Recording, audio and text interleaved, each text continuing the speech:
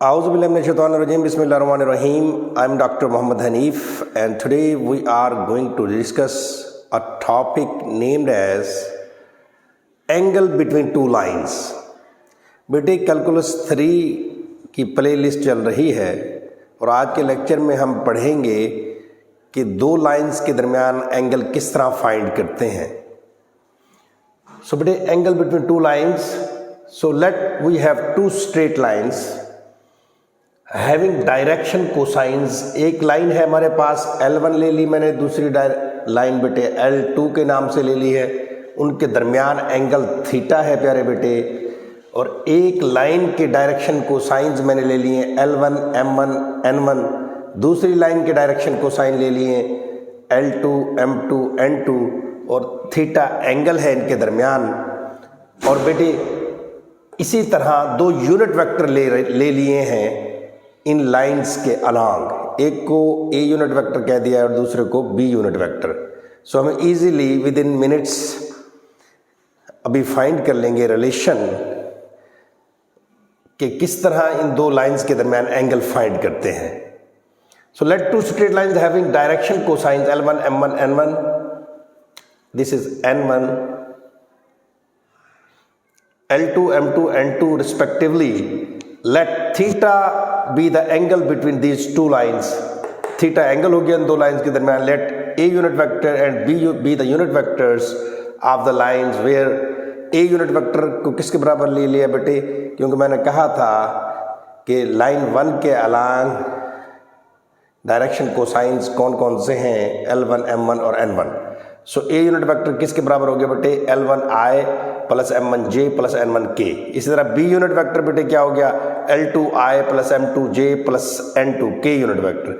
अब इनका dot product ले लेते हैं A डॉट B. और डॉट प्रोडक्ट में आपको पता है कि आयत कोफिशिएंट को आयत कोफिशिएंट से मल्टीप्लाई कर देते हैं, जेथ को जेथ से और केथ को केथ से. मीन्स AX को BX से, AY को BY से, AZ को BZ से. ये डॉट प्रोडक्ट का फायदा होता है, आपको पता है. X कंपोनेंट को X कंपोनेंट से, Y को Y से और Z को Z से जस्ट मल्टीप्लाई करते हैं और हम रिजल्ट लेते हैं. अब हमें पता है A vector dot B vector, इसका फार्मूला क्या था, A डॉट B का क्या फार्मूला था, AB cos थीटा. और ये AB क्या है, मैग्नीट्यूड. और दूसरा हमने पढ़ा था यूनिट वेक्टर का मैग्नीट्यूड क्या होता है, 1. तो 1 1 इधर क्या बच गया बेटे, cos थीटा. सो cos theta L1 L2 plus M1 M2 plus N1 N2.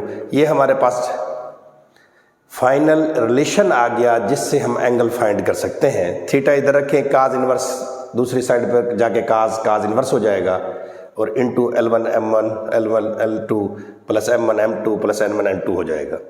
अच्छा, अगर एंगल बेटे 90 हो, अगर एंगल क्या हो, 90 डिग्री हो, तो cos 90 0 होता है. तो इसका मतलब इनका प्रोडक्ट क्या हो जाएगा, L1 L2 plus M1 M2 plus N1 N2 is equal to 0.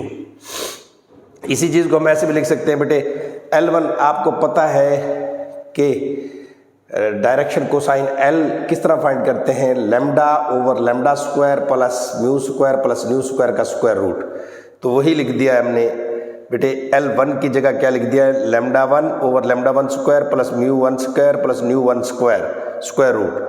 इसी तरह बेटे L2 की जगह उसकी वैल्यू, इस तरह M1 की वैल्यू, M2 की वैल्यू. बस डायरेक्शन को साइंस को in terms of direction ratio लिख दिया है हमने. तो विच इज इक्वल टू बेटे 0. इस तमाम को L1 की वैल्यू पुट कर दी, L2 की, फिर इस तरह M1 की और M2 की, N1 की और N2 की इज इक्वल टू 0. अब गौर से देखिए, डिनोमिनेटर आपस में कैंसिल हो जाएंगे तो हमारे पास क्या रिलेशन बचेगा, lambda 1 lambda 2 plus mu 1 mu 2 plus nu 1 nu 2 is equal to 0. So बेटे ये रिलेशन आ गया. ये क्या रिलेशन है, hence two lines are perpendicular. दो लाइंस आपस में परपेंडिकुलर होंगी अगर ऐसा हो जाए क्या, lambda 1 lambda 2 plus mu 1 mu 2 plus nu 1 nu 2 is equal to 0. So एक तो हम सीख गए कि दो लाइंस के दरमियान एंगल कैसे फाइंड करते हैं, which is equal to cos theta is equal to L1 L2 plus M1 M2 plus N1 N2. Theta उधर रहने देंगे, इस तरफ काज इन्वर्स ले जाएंगे और ये इस तरह हम थीटा फाइंड कर सकते हैं। और अगर ये थीटा 90 डिग्री हो तो ये साइड हो जाएगी 0।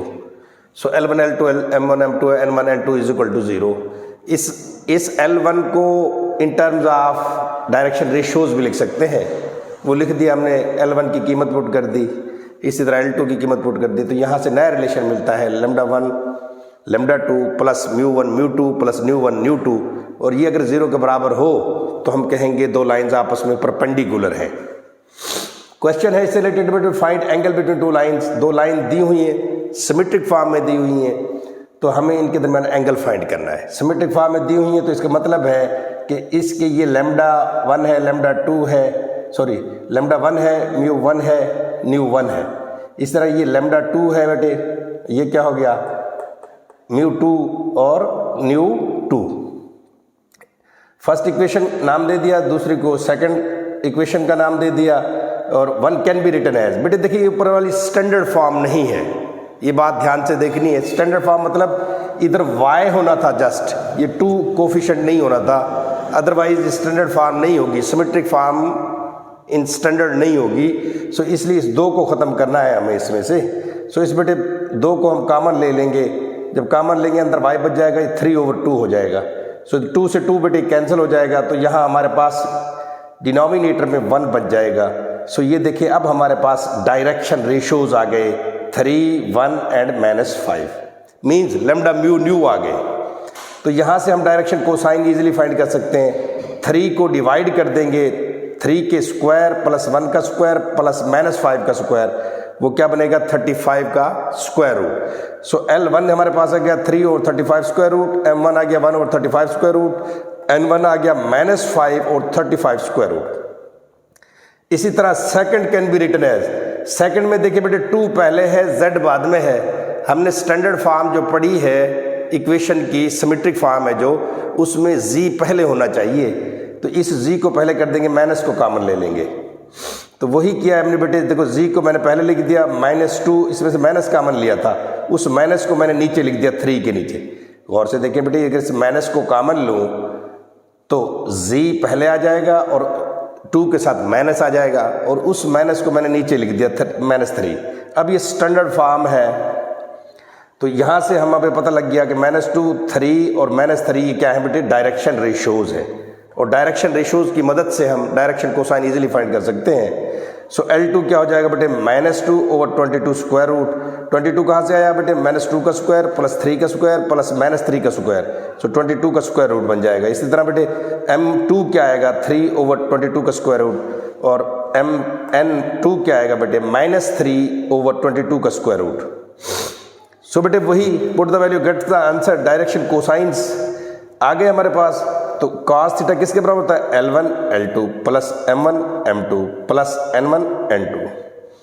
तो ऊपर की वैल्यूज -3 2 6, -6 आ गया बेटे, 22 को 35 से मल्टीप्लाई करेंगे तो 770 आएगा square root, plus 3 1 3/770 square root. इस तरह बेटे 5 3 15/770 square root, which is equal to, देखो 15 और 3 18 बेटे, 18 में से 6 जाएंगे, 12/770 स्क्वायर रूट। सो 12 और 770 स्क्वायर रूट, यहाँ से काज इन्वर्स ले आए। पहले बेटे इस थीटा को सही तरीके से हल कर लें। 12 को डिवाइड करते हैं 770 स्क्वायर रूट से, तो जवाब आएगा हमारे पास 0.5187। इसका काज इन्वर्स लेंगे तो 58 डिग्री एंड 45 मिनट्स जवाब आएगा। I hope you guys understand. जी प्यारे बेटे, सेकंड क्वेश्चन है, वो कह रहा है कि show that 2 lines are perpendicular to each other.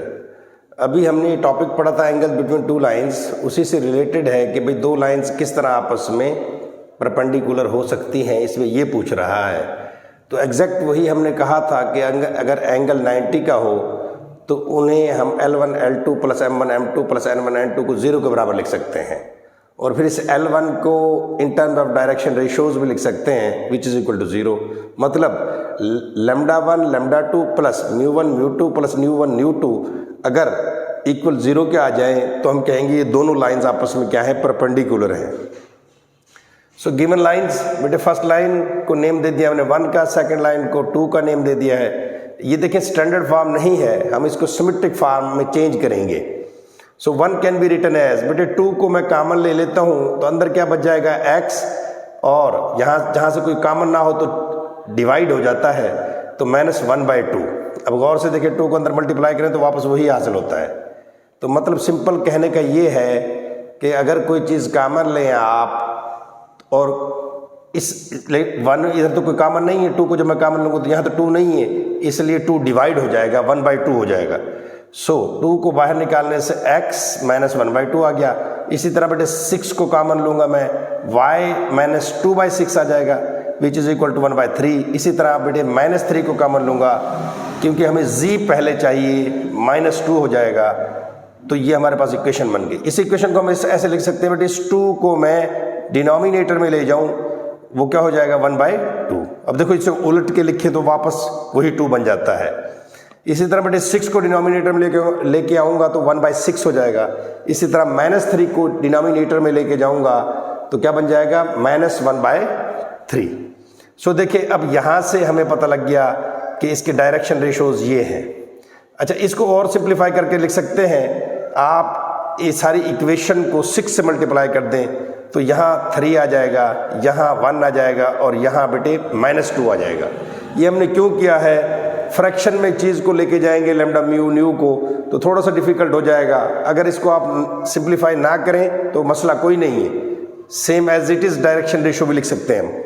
तो यहाँ से डायरेक्शन रेशो क्या आ गया बेटे 3, 1 और -2, यानी लैम्डा 1 3, म्यू 1 1, न्यू 1 -2।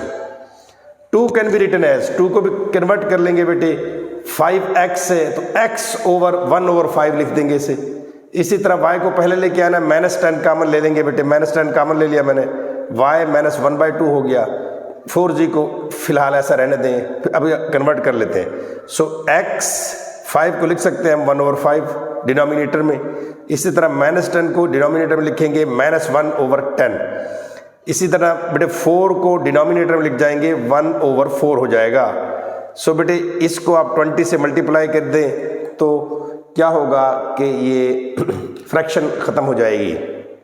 यहाँ देखिए बेटे, यानी हमारे पास क्या है x/4 है, 4 बन गया। वो किस तरह बन गया बेटे, हमने 20 से मल्टीप्लाई किया है। इसको किससे मल्टीप्लाई किया है 20 से। सो 5 4s are 20 तो यहाँ 4 आ गया। तो इसी तरह 10 2s are 20 -2 आ गया। इस तरह 20 से मल्टीप्लाई किया इधर 5 आ जाएगा। तो यहाँ से हमारे पास डायरेक्शन रेशोज आ गए लैम्डा 2 4, म्यू 2 -1 और न्यू 2 5 के। सो फार्मूला है हमारे पास lambda 1 lambda 2 plus mu 1 mu 2 plus nu 1 nu 2। इसमें पुट करके देखते हैं, अगर 0 के बराबर आ जाता है तो हम कहेंगे ये दोनों लाइंस आपस में क्या है, परपेंडिकुलर है। सो बेटे लैम्डा 1 3, लैम्डा 2 किसके बराबर था 4 के बराबर। इसी तरह बेटे लैम्डा 1 अपना म्यू 1 1 के बराबर है और म्यू 2 -2 के बराबर है। इसी तरह बेटे न्यू 1 हमारे पास है -2 और न्यू 2 है हमारे पास 5। तो 3 4s are 12, -2 1s are 2 और -5 2s are 10। सो देखिए माइनस का 12 हो गया, प्लस का 12 हो गया, which is equal to 0। So hence lambda 1 lambda 2 plus mu 1 mu 2 plus nu 1 nu 2 is equal to 0। So ये प्रूफ हो गया कि 0 के बराबर है। Hence the line 1 and line 2 are perpendicular to each other. I hope आज का lecture आपको समझ आया होगा। अगर आपको समझ आया तो काइंडली लाइक कर दें, सब्सक्राइब कर दें और ज़्यादा से ज़्यादा दोस्तों को शेयर किया करें। खुश रहें, शाद रहें, आबाद रहें, मुस्कुराते रहें। डॉक्टर हनीफ को अल्लाह हाफिज़।